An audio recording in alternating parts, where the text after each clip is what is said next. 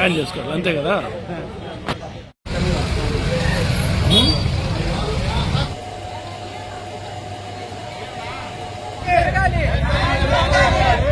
నా పేరు రంగప్ప. 35 ఏళ్ళుగా 15,000 తెచ్చినాడు నా దగ్గరికి. నమ్మిచ్చినాడు, మోసం చేసినాడు, చీటీలు వేసినాడు. టైం ప్రకారం అందరికి ఇస్తా వచ్చి ఇప్పుడు మాది అంగడి ఉంది బంగారు షాపు. నా దగ్గర గోల్డ్ ఎక్కువ పోయినాడు. చీటీలు వేసి 4 చీటీలు వేసాం సార్ 10 లక్షలు. మాదే కాదు మా బంధువులు మొత్తం కూడా కలిసి మేము వేసాం చీటీలు.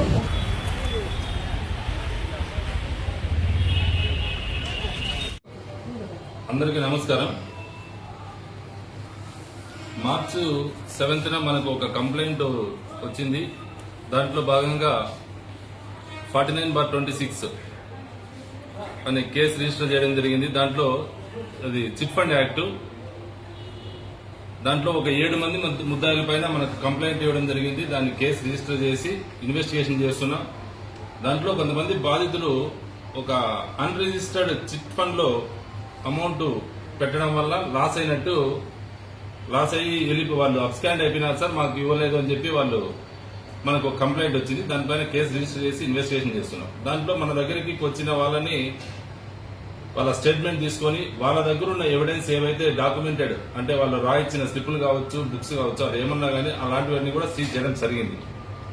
దాంట్లో రిమైనింగ్ వాళ్ళకు కూడా ఇన్ఫార్మ్ చేసినాం. అప్పుడే యాక్చువల్ గా ప్రెస్ అందరికీ కూడా ప్రెస్ ముఖంగానే అందరికీ ఇన్ఫార్మ్ చేసినాం. అట్లాంటివి ఏమన్నా ఉంటే పోలీసు మిగతా వాళ్ళు కూడా రండి, వాళ్ళ స్టేట్మెంట్స్ వాళ్ళ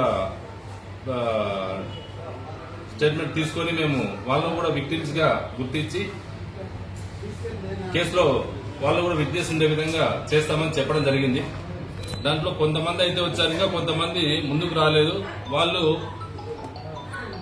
దీంట్లో ఇమ్మీడియట్ గా డబ్బులు ఇప్పిస్తామని చెప్పి కొందరు ఏదో మాయమాటలు చెప్పడం వల్ల వాళ్ళు వేరే వాళ్ళ మాటలు నమ్మి కొంత వేరే కామెంట్స్ చేయడం జరిగిందని చెప్పి తెలిసింది.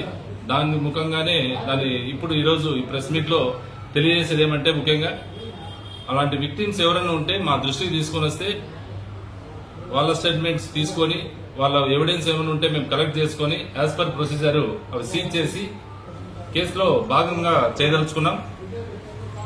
సెకండ్ థింగ్, ఇప్పుడు కొంత దానికి ఏదో రిసిప్ట్లు కూడా ఉన్నాయి, మళ్ళీ రిసిప్ట్స్ కూడా ఉన్నాయన్నారు. ఆ రిసిప్ట్స్ అంటే వాళ్ళు రిజిస్టర్డ్ చిట్ ఫండ్ అని కూడా ఒకటి ఇచ్చినారు మాకు అని చెప్పారు. వాళ్ళని తీసుకొని రమ్మని చెప్పడం జరిగింది.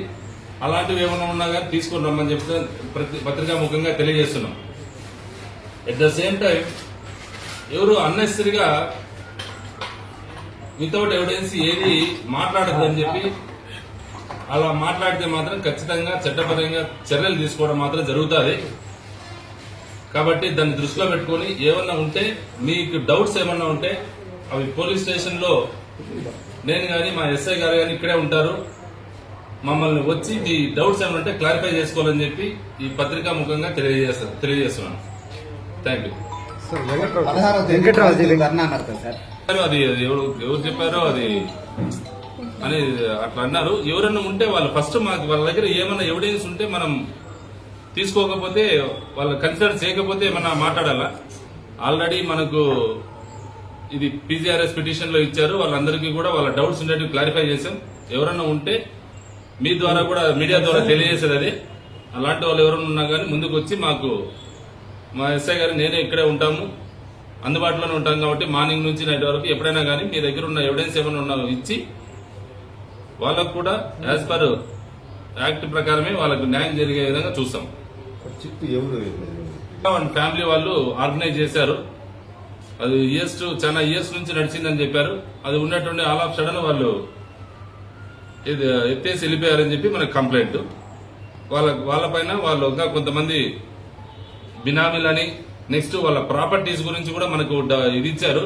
ఇది అంతా వేరే వాళ్ళకి ట్రాన్స్ఫర్ చేశారని దానికి కూడా మనము రెవెన్యూ వాళ్ళకు మరియు సబ్ రిజిస్ట్రార్ వాళ్ళకు కూడా లెటర్ పెట్టడం జరిగింది. వీళ్ళపైన యాక్చువల్ గా మనము protection of depositors of financial establishment 1999 అది ఒకటి. Next the prize chits and money circulation scheme దీని కింద వాళ్ళ పైన కేసు రిజిస్టర్ చేయడం జరిగింది. సార్ వారికి లైసెన్స్ ఉందా సార్ చీటీలు నడిపి? లేదు, లైసెన్స్ లేదు.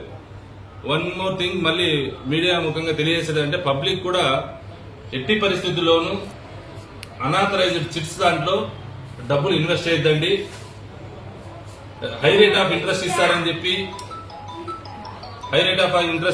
చెప్పి ఎవరికైనా డబ్బులు అప్పులు ఇచ్చి మళ్ళీ ఇబ్బంది పడద్దని చెప్పి మీడియా ముఖంగా తెలియజేస్తున్నాం.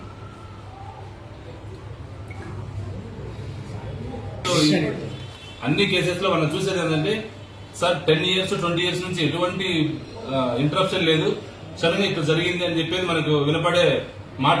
కాబట్టి అది అట్లాంటి అన్రిజిస్టర్డ్ కావచ్చు, లేకపోతే ఇట్లా లూరుడు అంటే ప్రలోభ పెట్టే స్కీమ్స్ అన్ని కూడా ఫస్ట్ లో బాగానే ఇచ్చింటారు, దాన్ని చూసి అట్రాక్ట్ అవుతారు కాబట్టి ఆ విధంగా చేస్తారు. దాన్ని నమ్మి ఇన్వెస్ట్ చేస్తే మాత్రం అది ఖచ్చితంగా దివాలా తీస్తాయి. అట్ ద సేమ్ టైం అట్లాంటివి ఏమైనా ఉన్నా కూడా పోలీసు దృష్టికి తీసుకురండి, వాళ్ళపైన కూడా యాక్షన్ తీసుకుంటాం. Thank you. దీనిపైన